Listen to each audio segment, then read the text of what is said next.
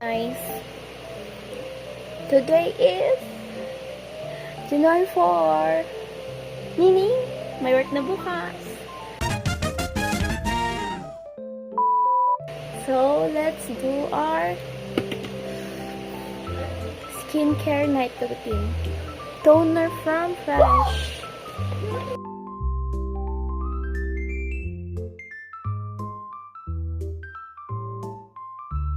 Kasi naman sa bakasyon, maintain ko naman mag-skincare. So, let's see. Mami-maintain ulit natin siya. Magpa-back to work na naman. Ang hirap guys, kasi kailan ko pa mag-practice kung paano ulit magtrabaho kasi parang hindi ko na alam. Ay.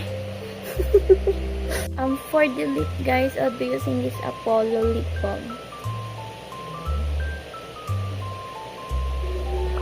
Yung hair kasi, hindi siya recommended. Si ate nag-ano pa, hindi siya recommended suklayin pagbasa. So, magulo lang siya. Dinadry lang ko. Think okay na nasuklayin yung hair. Naligo ako ngayong gabi kasi sobrang lamig kanina ng umaga. So, hindi ako naligo. Nag-body shower lang ako ng church. Tsaka para hindi na ako maligo bukas na umaga.